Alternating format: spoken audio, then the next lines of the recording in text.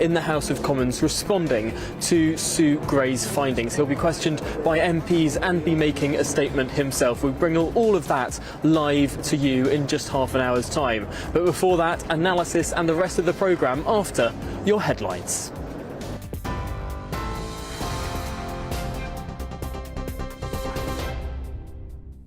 Good afternoon, it's 2 minutes past 3. I'm Rosie Wright, here to keep you up to date on GB News. Now, Sue Gray's report, which has just been published, reveals that at least some of the Downing Street gatherings during coronavirus restrictions represent a serious failure to observe high standards. The report described failures of leadership and judgment by parts of Number 10 and the Cabinet Office, concluding that a number of gatherings should not have been allowed to take place or develop in the way they did. Sue Gray added that she was extremely limited in the version of the report she was able to publish due to an ongoing police investigation. Well, she said action should be taken immediately by the government and that should not wait for the police investigations to be concluded. Well, officers are investigating at least 8 separate dates. Boris Johnson, as we've just heard, will make a statement on the findings in the Commons at 3:30. We'll be bringing that live to you here on GB News. In other news now, the government is expected to announce a U-turn over compulsory COVID vaccines for NHS workers. The Health Secretary Sajid Javid is reportedly going to scrap the policy over fears it could lead to a major staffing crisis. He's due to make a statement in the Commons later. The Prime Minister is due to speak to President Vladimir Putin today ahead of his visit to Ukraine tomorrow. Boris Johnson and the Foreign Secretary will travel to Kiev for crisis talks with the Ukrainian president amid fears over Russia's military build-up. Liz Truss will make a common statement this afternoon on widening current sanctions on Russian interests if there's an invasion. The Defence Secretary Ben Wallace is visiting counterparts in Hungary, Slovenia and Croatia with the aim of de-escalating tensions over Ukraine by strengthening links with allies. Speaking to reporters in Essex this morning, Mr Johnson said he'll tell President Putin that all we need to step back from the brink of war.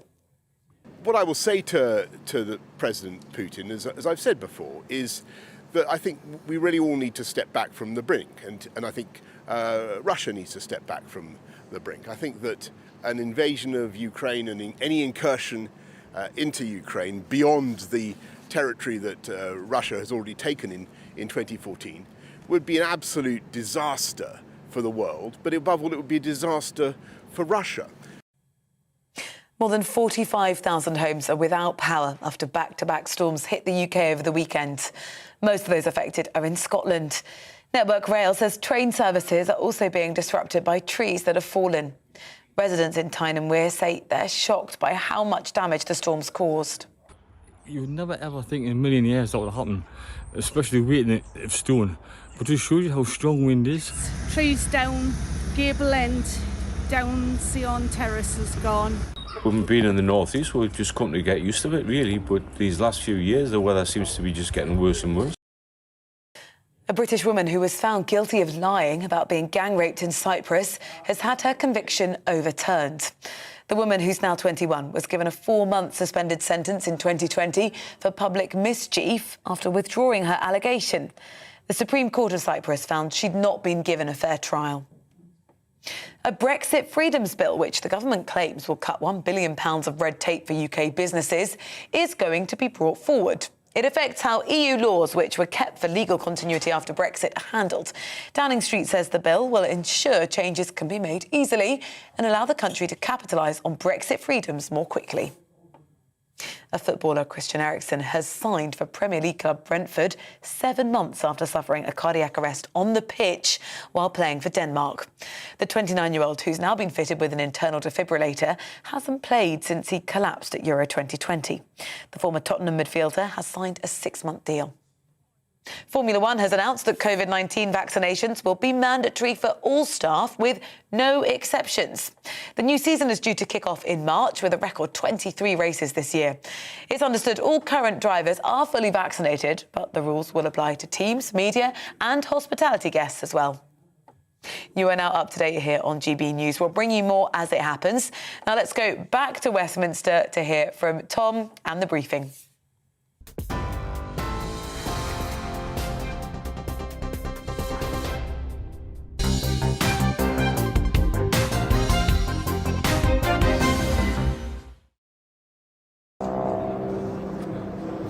Well, welcome back to Downing Street on a momentous day. The Prime Minister has, in the last minute, just left the building behind me on his way to Parliament. Of course, he'll be addressing members of Parliament at 3:30 today, responding to that Sue Gray report. Let's just remind ourselves of some of the key findings of that report published in the last hour. They found that some behaviour was difficult to justify. That's the behaviour, of course, of those within Whitehall and Number 10. Also, a serious failure to observe the high standards expected of political and civil service staff. Also, failures of leadership in Number 10 and in the Cabinet Office. And finally, some staff felt unable to raise concerns. A worrying conclusion there. Well, let's have a look at another full quote from this report, where Sue Gray concludes that at least some of the gatherings in question represented a serious failure to observe not just the high standards expected of those working at the heart of government, but also of the standards expected of the entire British population at the time.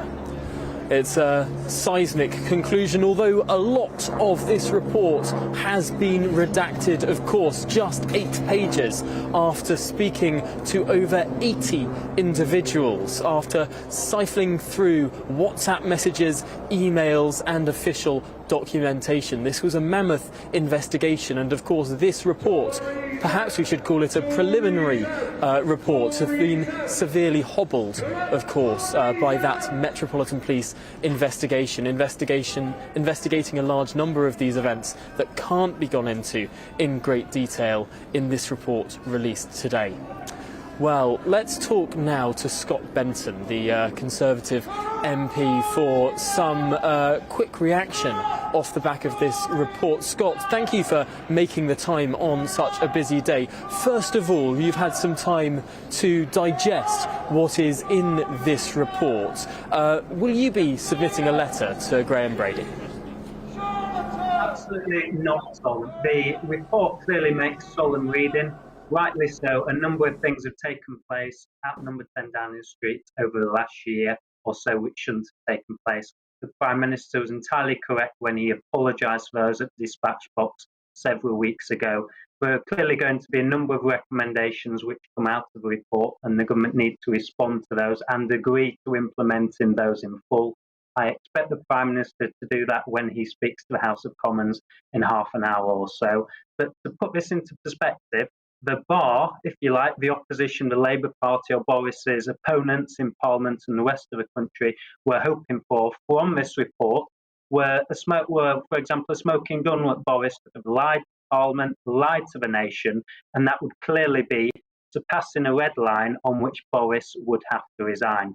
I've only spent 10 minutes or so briefly reading the report before going on air, but it's clear that nothing such as that is contained within the report.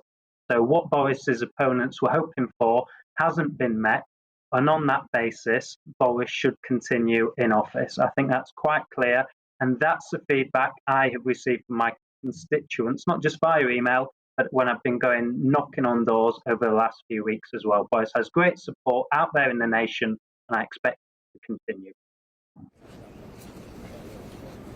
It's interesting to see what Sue Gray is recommending in terms of wanting to see change within Downing Street. It's your expectation, therefore, that in just 20 minutes the Prime Minister will set out detail of that change, or will it be more of a broad brush, saying that he'll look into these? Will it be substantive change? Is it substantive change that you want to see announced in detail in just 20 minutes' time? Well, when people talk about changes at Number 10, I think there are two things. Firstly, not just what Sue Gray's brought forward here in response to a number of clear transgressions which have taken place around COVID rules. The Prime Minister is going to have to reflect very carefully on those. I suspect over the past few weeks he's had time to formulate a likely response to the Sue Gray report, and we should hopefully see further details on that very shortly in the House of Commons. But also there's a more political answer about what Conservative MPs like myself expect to change in number 10. And a lot of that relates to the political operation, liaising more with backbench Conservative MPs, speaking to ministers more, and making sure that when legislation does come forward, it's truly Conservative in nature. And I'm afraid over the last 2 years, on a number of different pieces of legislation and reforms, we haven't really seen a Conservative thread running through those. So I expect changes around number 10, not just in response to the practicalities and recommendations of the Sue Gray report, but also more widely to appease the concerns of Conservative backbenchers such as myself. Of course, this publication of this part of the report today, or this preliminary report, however we want to describe it, this isn't the end of the matter, of course. A serious Metropolitan Police investigation was instigated last week. It is rolling on, and potentially more damning aspects that would have been in the original version of Sue Gray's report may well be coming out once the police report is finished. Does that worry you? Does it worry you that this is a non-complete report, that there may well be more to hear in maybe some weeks or some months' time? I think not only Conservative MPs like myself, but the whole of the nation were hoping that the Sue Gray report would draw a line under this issue, and we could finally move on to focus on the things people really care about: the government's levelling up agenda, government's efforts to address the cost of living, and all those different things people speak to me about on the doorstep. Clearly, there is a concern here that the Sue Gray report has now been published.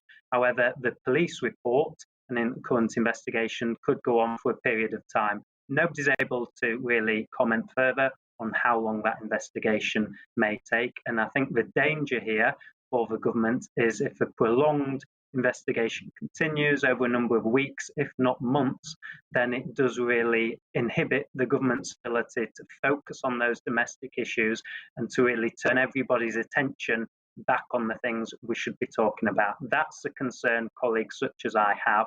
And obviously the hope is that police investigation reports back as soon as possible, so we can really draw a line under this issue, reflect, and then move on. Thank you very much for your time and your lightning reaction to this report today. Of course, a momentous day across Westminster. We really appreciate you joining us here on GB News. Now, let's bring in Darren McCaffrey now, who has been waiting to get into Downing Street, held up by the Prime Minister's convoy today. I was in lockdown, kept at the gates of Downing Street, finally been allowed in.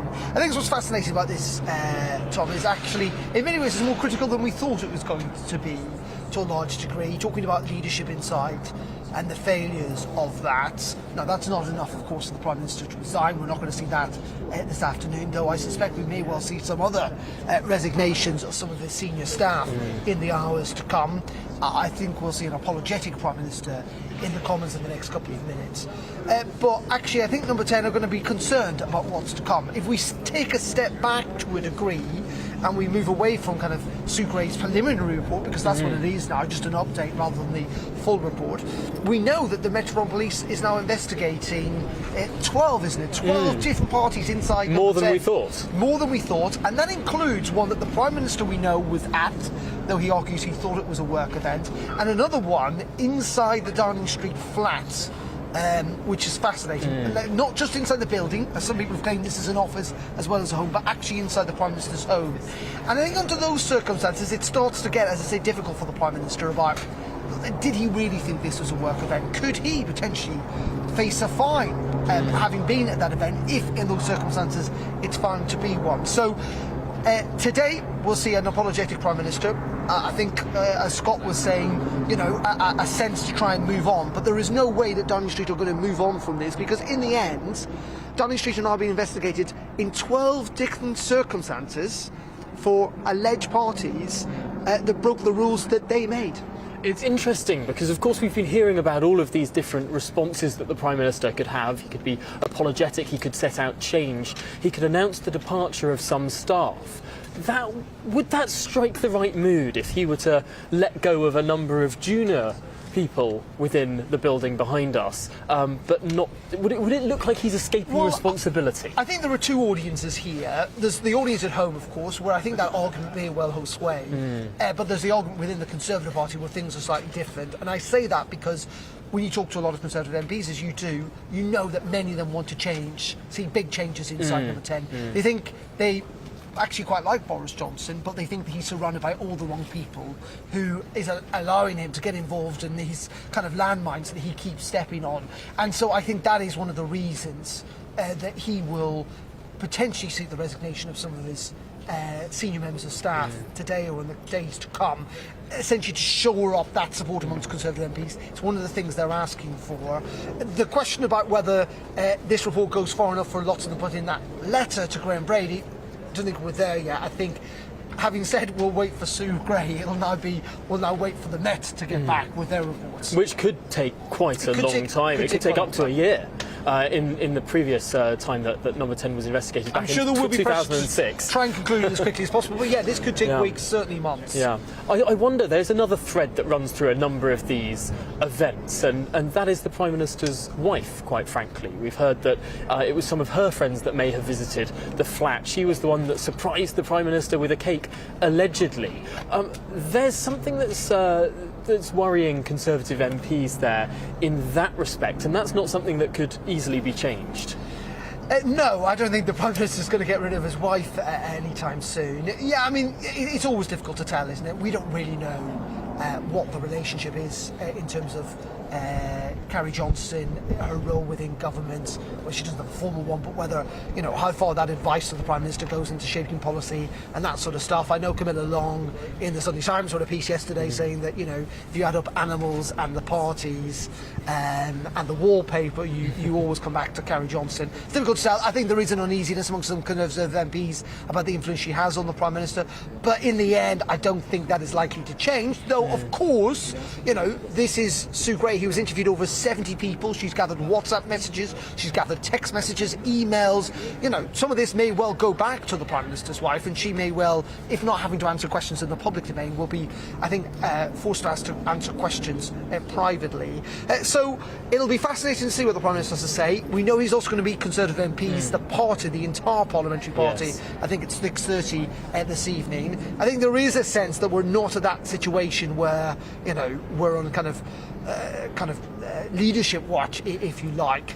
But in the end, I think this report is more critical than we might have assumed to begin with. And it'll come back to that kind of leadership, the lack of leadership, and questions about kind of the booze culture inside Number 10, and that many of these events that she investigated, not the ones that the Met are, I mean, she investigated them also, but not the ones that Met are, the ones that weren't passed in the Met were still not justifiable in her terms, and that's pretty damaging. As I say, we come back to this fundamental point time and time again, that the Prime Minister, potentially, certainly Downing Street, are being investigated for 12 different incidents by the police for breaking COVID rules that they put into law. It's quite extraordinary. It is extraordinary, and of course the Prime Minister will be facing questions from Sir Keir Starmer primarily after his statement in the House in just a few moments' time. He'll also be talking to Vladimir Putin later on today. I wonder who's going to be a tougher call, who's going to be a tougher conversation. Well, in many ways, I don't think he's going to make as much headway, and it's not maybe for him personally as politically dangerous, if you like, if not for others, the conversation with Vladimir Putin. But yeah, I mean, it's very clear that Downing Street are making a deliberate attempt to try and move on and draw a line onto this issue. It's not just we know he's going to go to Eastern Europe in the days to come. We know also, of course, they've got the Levelling Up white paper. We've got that Brexit bill report today. We've got that announcement later on mandates for vaccine mandates for NHS staff. So certainly a sense that they're trying to move this on. But of course, as has been proven constantly with this with these Partygate allegations, they've got the ability to take on their own narrative. Well, there's so much more to discuss here. There's so much more that will be happening over the course of today. So let's jump first to the weather before we get straight back into the action. Here's the weather. Hello again. Storm Corrie is clearing away and the winds continue to ease down today, but tomorrow will still be windy, especially once more across northern Scotland. Quite a mild day to come as well. Some warm air tucked in behind this warm front, but it's not with us yet. It's still quite cold and blustery through Monday evening out there. Still a few showers across the far northeast and the odd one for Wales and southern England, but much of the south dry till that warm front brings rain across Scotland, Northern Ireland, trickling into North Wales and northern England through the night and eventually into parts of the Midlands. It will be a mild night. Temperatures early on could dip well down into single figures, but by dawn we're mostly looking at temperatures of 7 or 8 Celsius. So a pretty mild start to Tuesday. Quite a grey day for England and Wales, and it will be windy once more across the far northeast. Not as windy as the stormy weekend we've just had, but of course those storms may have caused some structural damage, so there is the potential for further disruption here. Brighter skies though across eastern Scotland, parts of eastern England may brighten up, but elsewhere mostly cloudy, rain at times for Northern Ireland, North Wales, northwest England. Temperatures widely 10 or 11 Celsius, so pretty mild for the time of year. Staying fairly mild through Tuesday evening. We'll see a bit more rain trickling into Northern Ireland, southwest Scotland, northwest England as well. The winds will be easing down finally across northern Scotland. So Wednesday's not as windy, again predominantly cloudy, but we should see a few breaks in the cloud across the south, a hint or two of sunshine here.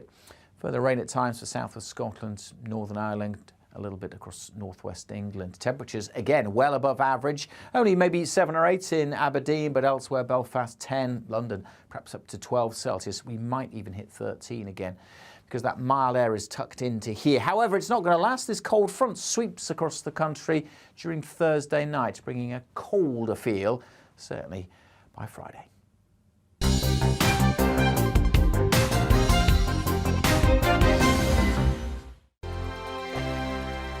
Hello there, I'm Eamon. And I'm Isabel. And you're watching the GB News digital stream across the United Kingdom. And around the world. If you're here in the UK, you can also watch us on your TV screen. GB News is Freeview channel 236. On Sky, we're channel 515. 626 on Virgin Media. Just remember, you might need to retune your TV to watch the channel. Yeah, and if you are doing that, find out more about retuning by going to gbnews.uk. Join my show Farage, 7 p.m. till 8 p.m. Monday through Thursday, and there you will get opinion, analysis, debate, and I'll cover stories that nobody else dares to touch. And then for the last 15 minutes, talking pints. We're over a drink. We have a civilized conversation with someone. We very often disagree, but we do it in a grown-up way. Come and join me on Farage.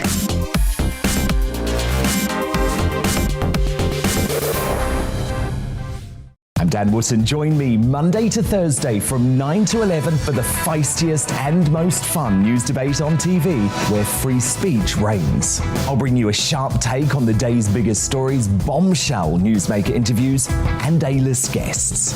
And I guarantee you, no spin, no bias, no censorship, and no reason to go to bed. That's Dan Wootton Tonight, Monday to Thursdays from 9 on GB News. Hello there, I'm Eamon Holmes. And I'm Isabel Webster. And we hope you can join us for Breakfast with Eamon and Isabel. You make me laugh out loud, belly laugh. Is that important first thing in the morning? Yeah, absolutely. And there's me trying to be deadly serious. News is a serious business. Yeah, I have to rein you in sometimes. Well, it doesn't stop us laughing at it. It doesn't stop us having an opinion on what's going on. Yeah. And it certainly will not stop us reflecting what you think. Weekdays from 6 to 9:30 on GB News. My name is Andrew Doyle. Join me every Sunday evening at 7 p.m. for Free Speech Nation. This is a show where we address current affairs and news stories of the week with the help of two wonderful comedian panellists. I brought in comics because I want to give it a lighter edge, and also they work for less. See you there.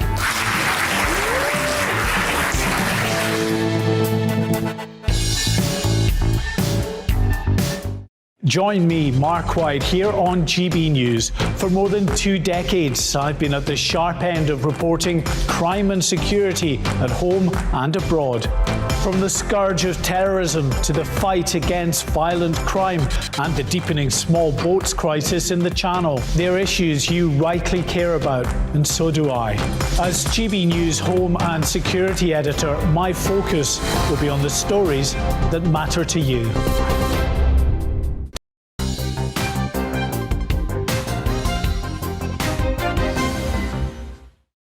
Very welcome back to the briefing here on GB News with me, Darren McCaffrey.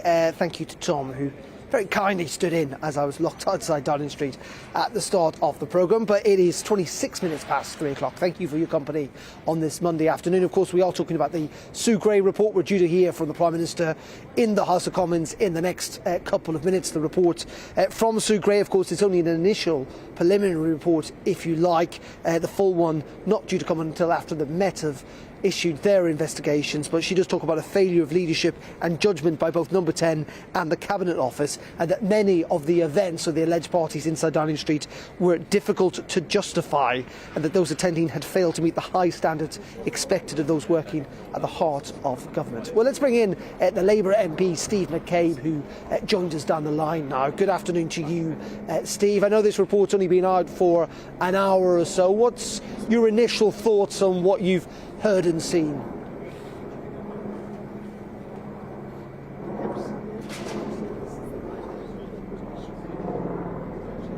Fortunately, this necessarily means I am extremely limited in what I can say about these events, and it's not possible to provide a meaningful report. Well, for someone who interviewed 70 witnesses and 16 separate events, I think that says it all. She feels as if she's been gagged at the moment. Yeah, interesting, isn't it? And Keir Starmer's obviously going to be asking the Prime Minister's questions later. I'm sure Sue Gray would feel she's not being gagged, and she's having to work within the constraints of the Met, and obviously she is hoping a full report will be published. What would you hope that Sir Keir Starmer pushes Boris Johnson on? Well, I think he's just got to say, look, for goodness sake, why don't you just come clean finally? I mean, this is like watching death by slow motion. This man has wriggled and twisted and tried to conceal what's happened. We've had excuses that the average schoolboy wouldn't get away with. I think Keir Starmer will be saying, isn't it time to do everyone a favour and come clean? Let's move away from that, Steve, because I know we originally got you on to talk about, of course, what's happening with Russia and Ukraine, and we are going to hear from the Prime Minister in just a couple of minutes.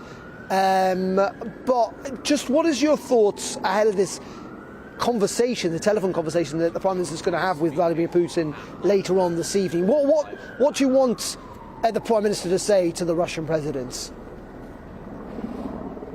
Well, I mean, obviously what we want the British government to communicate is that if the Russians persist with this, then there will have to be quite severe financial consequences.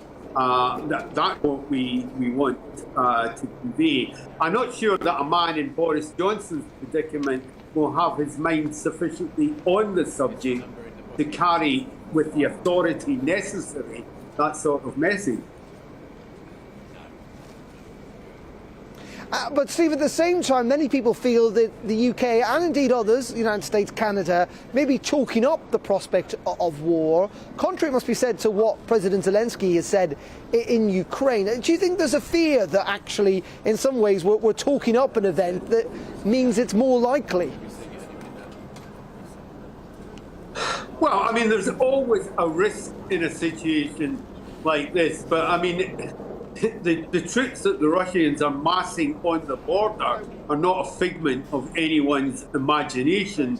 The threats which the Baltic states feel are not a figment of anyone's imagination, and there are ample opportunities for the Russians to take a step back and ensure that we don't end up in a situation that explodes out of control.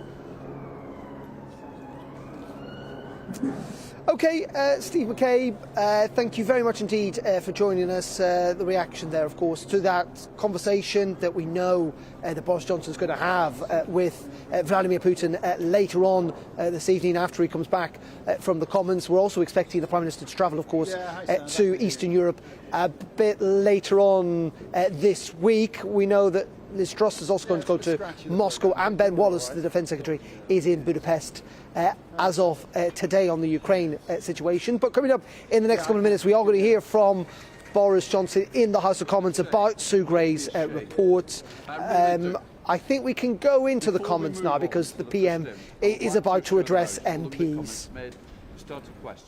There will be an opportunity to pay tribute to our friend and colleague, the late Jack Dromey.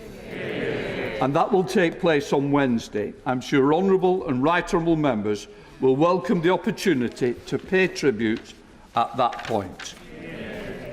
I should inform the House that, given the brief period of time available to review the report, I shall be allowing the leaders of the opposition a little longer to question the Prime Minister than is usually the case, and I'm sure the Prime Minister may wish a little longer as well at the beginning. I now come to the statement. Prime Minister. Thank you very much, Mr. Speaker. Mr. Speaker, with your permission, I would like to make a statement. And first, I want to express my deepest gratitude to Sue Gray and all the people who have contributed to this report, which I have placed in the library of this House and which the government has published in full today for everyone to read. I will address its findings in this statement, but firstly, I want to say sorry. And I'm sorry for the things we simply didn't get right, and also sorry for the way that this matter has been handled. And it's no use saying that this or that was within the rules, and it's no use saying that people were working hard. This pandemic was hard for everyone. We asked people across this country to make the most extraordinary sacrifices, not to meet loved ones, not to visit relatives before they died. And I understand the anger that people feel. But, Mr. Speaker, it isn't enough to say sorry. This is a moment when we must look at ourselves in the mirror and we must learn. And while the Metropolitan Police must yet complete their investigation, and that means there are no details of specific events in Sue Gray's report, I, of course, accept Sue Gray's general findings in full. And above all, her recommendation that we must learn from these events and act now. With respect to the events under police investigation, she says, and I quote, "No conclusions should be drawn or inferences made from this other than it is now for the police to consider the relevant material in relation to those incidents." But more broadly, she finds that there is significant learning to be drawn from these events, which must be addressed immediately across government. This does not need to wait for the police investigations to be concluded. That is why we are making changes now to the way Downing Street and the Cabinet Office run, so that we can get on with the job that I was elected to do, Mr. Speaker, and the job that this government was elected to do. First, it is time to sort out what Sue Gray rightly calls the fragmented and complicated leadership structures of Downing Street, which she says have not evolved sufficiently to meet the demands of the expansion of Number 10. And we will do that, including by creating an Office of the Prime Minister with a permanent secretary to lead Number 10. Second, Mr. Speaker, it is clear from Sue Gray's report that it is time not just to review the Civil Service and Special Advisor codes of conduct wherever necessary to ensure that they take account of Sue Gray's recommendations, but also to make sure that those codes are properly enforced. And third, I will be saying more in the coming days about the steps we will take to improve the Number 10 operation and the work of the Cabinet Office, to strengthen Cabinet government, and to improve the vital connection between Number 10 and Parliament. Mr. Speaker, I get it and I will fix it. And I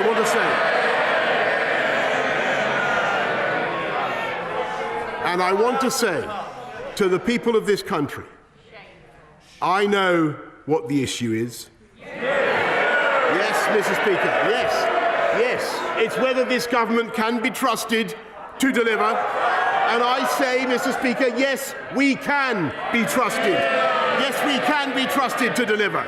We said that we would get Brexit done, Mr. Speaker, and we did. And we're setting up free ports around the whole United Kingdom. I've been to one of them today, which is creating tens of thousands of new jobs, Mr. Speaker. We said we would get this country through COVID, and we did. We delivered the fastest vaccine rollout in Europe and the fastest booster programme of any major economy, so that we've been able to restore people's freedoms faster than any comparable economy. And at the same time, we've been cutting crime by 14%, building 40 new hospitals and rolling out gigabit broadband, Mr. Speaker, and delivering all the promises of our 2019 agenda so that we have the fastest economic growth of the G7. We have shown that we have done things that people thought were impossible, Mr. Speaker, and that we can deliver for the British people. Mr. Speaker, I remind the benches opposite. The reason we're coming out of COVID so fast is at least partly because we doubled the speed of the booster rollout. And I can tell the House and this country that we are going to bring the same energy and commitment to getting on with the job, to delivering for the British people, and to our mission to unite and level up across this country, Mr. Speaker, and I commend this statement to the House.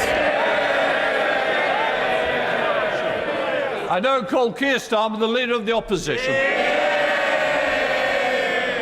Thank you, Mr. Speaker. I'd like to thank Sue Gray for the diligence and professionalism with which she's carried out her work. It's no fault of hers that she's only been able to produce an update today, not the full report. The Prime Minister repeatedly assured the House that the guidance was followed and the rules were followed. But we now know that 12 cases have reached the threshold for criminal investigation, which I remind the House means that there is evidence of serious and flagrant breaches of lockdown, including the party on the 20th of May 2020, which we know the Prime Minister attended, and the party on the 13th of November 2020 in the Prime Minister's flat. There can be no doubt that the Prime Minister himself is now subject to criminal investigation. The Prime Minister must keep his promise to publish Sue Gray's report in full when it is available. But it is already clear that the report discloses the most damning conclusion possible. Over the last 2 years, the British public have been asked to make the most heart-wrenching sacrifices. A collective trauma, endured by all, enjoyed by none. Funerals have been missed, dying relatives unvisited. Every family has been marked by what we've been through. And revelations about the Prime Minister's behaviour have forced us all to rethink and relive those darkest moments. Many have been overcome by rage, by grief, and even guilt. Guilt that because they stuck to the law, they did not see their parents one last time. Guilt that because they didn't bend the rules, their children went months without seeing friends. Guilt that because they did as they were asked, they didn't go and visit lonely relatives. But people shouldn't feel guilty. They should feel pride in themselves and their country, because by abiding by those rules, they've saved the lives of people they will probably never meet. They have shown the deep public spirit and the love and respect for others that has always characterised this nation at its best. Our national story about COVID is one of a people that stood up when they were tested. But that will be forever tainted by the behaviour of this Conservative Prime Minister. By routinely breaking the rules he set, the Prime Minister took us all for fools. He held people sacrificing contempt. He showed himself unfit for office. His desperate denials since he was exposed have only made matters worse. Rather than come clean, every step of the way, he's insulted the public's intelligence. And now he's finally fallen back on his usual excuse. It's everybody's fault but his. They go, he stays. Even now, he is hiding behind a police investigation into criminality, into his home and his office.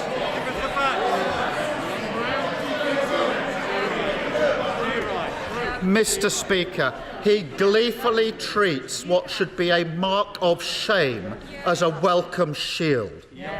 But, Prime Minister, the British public aren't fools. They never believed a word of it. They think the Prime Minister should do the decent thing and resign. Of course he won't, because he is a man without shame. And just as he has done throughout his life, he's damaged everyone and everything around him along the way. His colleagues have spent weeks defending the indefensible, touring the TV studios, parroting his absurd denials, degrading themselves and their offices, fraying the bond of trust between the government. Order. The member for South Ribble is my neighbour. I expect better from my neighbours. Keir Starmer. Fraying the bond of trust between the government and the public, eroding our democracy and the rule of law. Margaret Thatcher once said, "The first duty of government is to uphold the law. If it tries to bob and weave and duck around that duty when it's inconvenient, then so will the governed." Mr. Speaker, to govern this country is an honour, not a birthright. It is an act of service to the British people, not the keys to a court to parade to your friends. It requires honesty, integrity and moral authority. I can't tell you how many times people have said to me that this Prime Minister's lack of integrity is somehow priced in, that his behaviour and character don't matter. I have never accepted that, and I never will accept that. Whatever your politics, whichever party you vote for, honesty and decency matters. Our great democracy depends on it, and cherishing and nurturing British democracy is what it means to be patriotic. There are members opposite who know that, and they know the Prime Minister is incapable of it. The question they must now ask themselves is, what are they going to do about it? They can heap their reputations, the reputation of their party, the reputation of this country on the bonfire that is his leadership, or they can spare the country from a Prime Minister totally unworthy of his responsibilities. It is their duty to do so. They know better than anyone how unsuitable he is for high office. Many of them knew in their hearts that we would inevitably come to this one day. And they know that as night follows day, continuing his leadership will mean further misconduct, cover-up and deceit. It is only they that can end this farce. The eyes of the country are upon them. They will be judged by the decisions they take now. Prime Minister! Well, Mr. Speaker, there's a reason why he said absolutely nothing about the report that was presented by this government and later put in the library of the House earlier on today. That is because, Mr. Speaker, the report does absolutely nothing to substantiate the tissue of nonsense he has just spoken. Absolutely nothing. Absolutely nothing. Instead, Mr. Speaker, this leader of the opposition, a former Director of Public Prosecutions, Mr. Speaker, he spent most of his time prosecuting journalists and failing to prosecute Jimmy Savile, as far as I can make out, Mr. Speaker. He, Mr. Speaker, chose to use this moment. He used this moment, Mr. Speaker, continually to prejudge a police inquiry. That's what he chose to do. He's reached his conclusions about it. I'm not going to reach any conclusions, and he would be entirely wrong to do so. And I direct him again, Mr. Speaker, to what Sue Gray says in her report about the conclusions that can be drawn from her inquiry about what the police may or may not do. Now, Mr. Speaker, I have complete confidence in the police, and I hope that they will be allowed simply to get on with their job. And I don't propose to offer any more commentary about it, and I don't believe that he should either. And I must say to him that what I think the country, with greatest respect to the benches opposite, what I think the country want us all in this House to focus on is the issues that matter to them. And getting on, Mr. Speaker, with taking this country forward. And Mr. Speaker, today we have delivered yet more Brexit freedoms with a new Freeport in Tilbury, as I said, when he voted 48 times to take this country back into the EU. Mr. Speaker, we have the most open society, most open economy. Mr. Speaker, this is, I think, what people want us to focus on.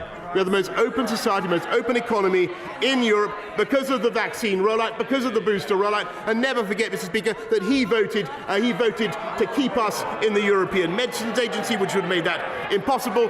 And today, Mr. Speaker, we are standing together with our NATO allies against the potential aggression of Vladimir Putin when he wanted, not so long ago, to install as Prime Minister, a Labour leader who would actually have abolished NATO, Mr. Speaker. That's what he believes in. Those are his priorities. Well, I can say to him, he can continue with his political opportunism. We are going to get on, and I am going to get on with the job.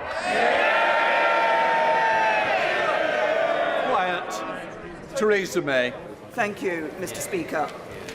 The COVID regulations impose significant restrictions on the freedoms of members of the public. They had a right to expect their Prime Minister to have read the rules, to understand the meaning of the rules, and indeed those around him to have done so too, and to set an example in following those rules. What the Gray report does show is that Number 10 Downing Street was not observing the regulations they had imposed on members of the public.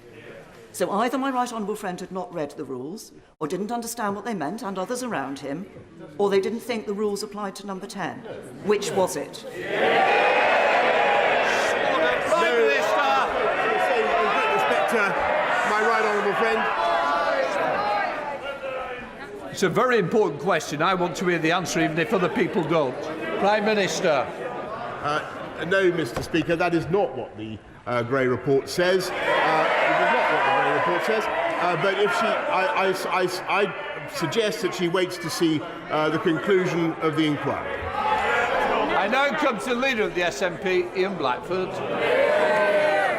Thank you, Mr. Speaker. Can I say it's a pleasure to follow the former Prime Minister, and perhaps her behaviour in office, like many that went before her, was about dignity, about the importance of the office, of respect, of truthfulness.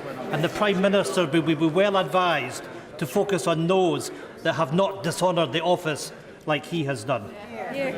Mr. Speaker, we stand here today faced with the systematic decimation of public trust in government and the institutions of the state, and at its heart, a Prime Minister being investigated by the police. So here we have it, the long-awaited Sue Gray report. What a farce. It was carefully engineered to be a fact-finding exercise with no conclusions. Now we find it's a fact-finding exercise with no facts. So let's talk facts. The Prime Minister has told the House that all guidance was completely followed. There was no party. COVID rules were followed, and that I believed it was a work event. Nobody believed him then. And nobody believes you now, Prime Minister. That is the crux. No ifs, no buts. He has willfully misled Parliament. It's bad enough. Order! Inadvertent misled the House will be acceptable. Misled the House is not acceptable. Withdraw inadvertent. that the Prime Minister inadvertently told the House on the 8th of December that no parties had taken place and then had to admit that they had. It's bad enough, Mr Speaker, that the Prime Minister's personal integrity is in the ditch, but this murky business is tainting everything around it. It is our intention to submit a motion instructing the Prime Minister to publish the Gray report in full. Will the Prime Minister obey an instruction by this House to publish as required? Mr Speaker, amidst allegations of blackmail by Tory whips, the members opposite have been defending the indefensible. Wait for the report, we were told. That's right. Well, here it is, and it tells us very little, except it does state that there were failures of leadership and judgment by different parts of Number 10. It states that some events should not have been allowed to take place. That is the Prime Minister's responsibility. If there is any honour in public life, then he would resign. Where is this? And he laughs. And the Prime Minister laughs. We ought to remind ourselves in this House that 150,000 plus of our citizens have lost their lives. Family members that couldn't be with them. And that is the sight that people will remember. A Prime Minister laughing at our public. I extend the hand of friendship to all those that have sacrificed. I certainly do not extend the hand of friendship to the Prime Minister, who is no friend of mine. Where is the shame? Where is the dignity? Meanwhile, the police investigation will drag on and on. Every moment the Prime Minister stays, trust in government and the rule of law is ebbing away. The litany of rule-breaking, the culture of contempt, the utter disdain for the anguish felt by the public who have sacrificed so much. What the public see is a man who has debased the office of Prime Minister, shrinked responsibility, dogged accountability and blamed his staff at every turn, presided over sleaze and corruption and tainted the very institutions of the state. In short, Mr Speaker, this is a man... Well, they can laugh, but the public know. The public know this is a man they can no longer trust. He has been investigated by the police. He misled the House. He must now resign. Order. You'll have to withdraw that last comment. Mr Speaker, I gave the evidence of the 8th of December. Order. You're going to have to withdraw misled. Mr Speaker, the Prime Minister has misled the House. Unless you withdraw, I'll have to stop, and that's not good. Just withdraw the words. I am standing up for my constituents that know that this Prime Minister has lied and misled the House. Give me the paper. Give me the paper. Inadvertently misled. I'll give you one more chance. As leader of the SNP, I don't want to have to throw you out. I'm going to give you this chance. Please. Please to power. That man has misled the House.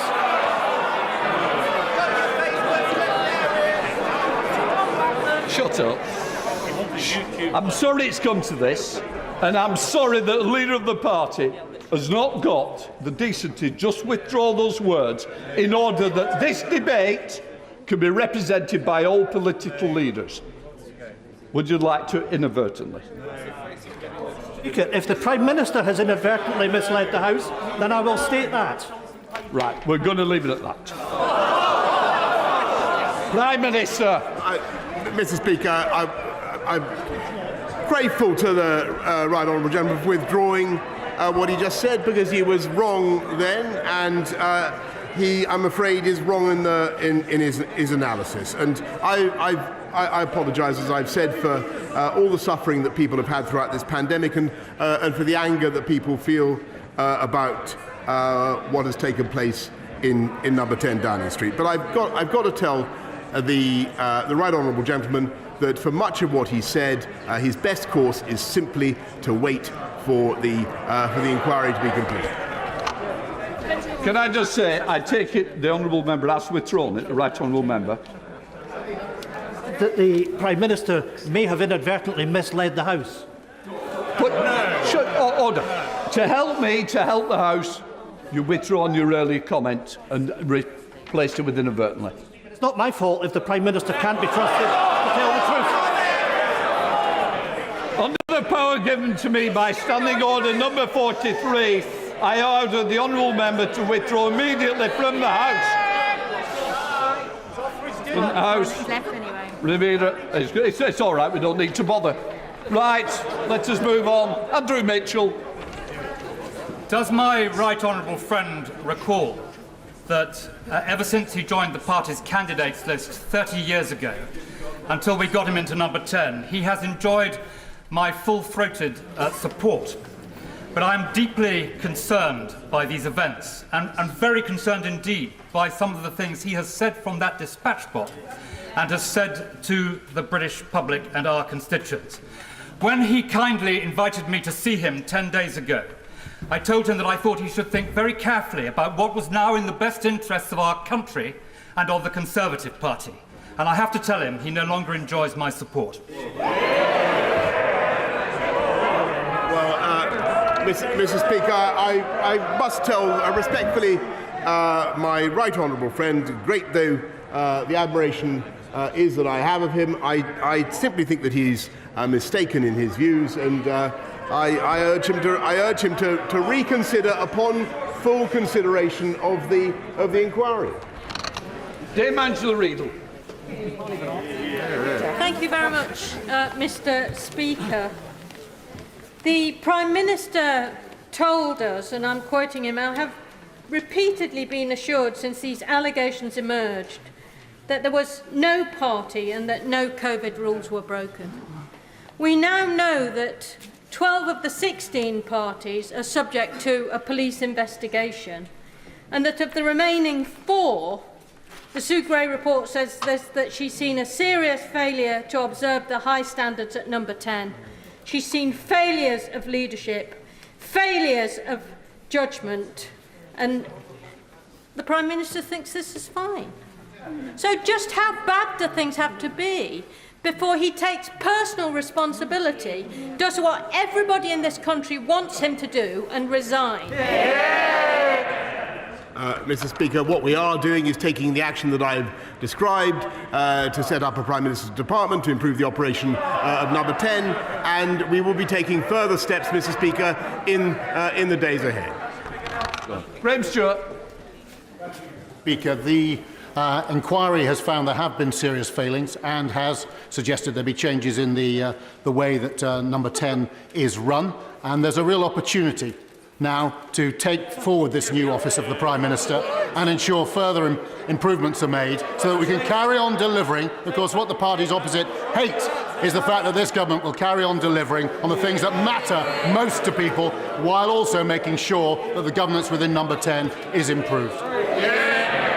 I thank my right honourable friend very, very much, and I think he's completely right. And I do think that the opposition, of course, want to keep their focus trained on this. That's their decision. I think, Mr. Speaker, what the people of this country want us to do is to get on with the job that they want us to do, and that is to serve them, Mr. Speaker, and to stop talking, frankly, about ourselves.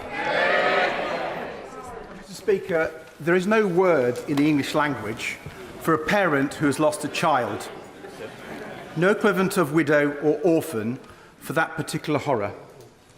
It is a loss that is literally beyond words. A loss that hundreds and thousands of parents have tragically experienced during this pandemic. Many had to bury their children alone. Many couldn't be there with them at the end. Meanwhile, number 10 parted. Does the Prime Minister understand? Does he care about the enormous hurt his actions have caused to bereaved families across our country? Will he finally accept that the only decent thing that he can do now is to resign? Mr. Speaker, I do care deeply about the hurt that is felt across the country about the suggestion that things were going on in number 10 that were in contravention of the COVID rules. And I understand how deeply people feel about this and how angry that they are. And I've apologised several times, Mr. Speaker. But I must say that I think we should wait for the outcome of the inquiry before jumping to the conclusions that he has.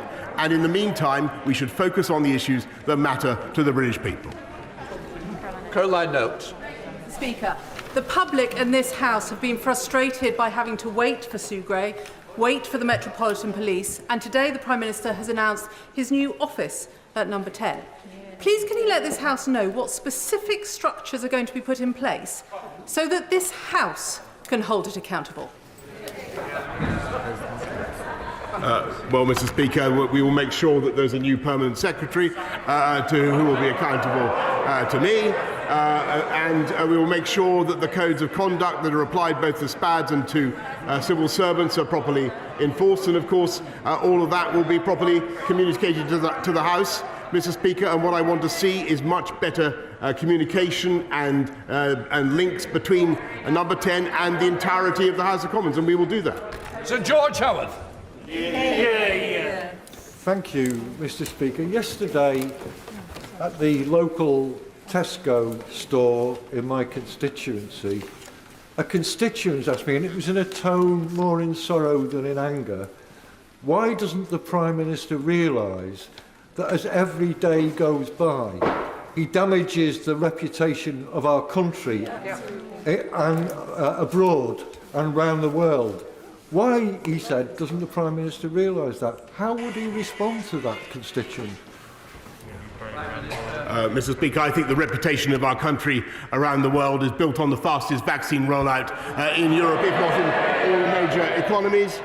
It is built on having the fastest growth, therefore, in the G7, and it is built on our ability to bring our allies together to stand up against Vladimir Putin. That is what the world is focused on, that is what I'm focused on, and that, frankly, is what he should be focused on. Sir Bernard Jenkins. Thank you, Mr. Speaker. Can my right honourable friend, first of all, remind the Leader of the Opposition and the Labour Party that the backbenches of the Conservative Party need no reminders about how to dispose of a failing leader? And can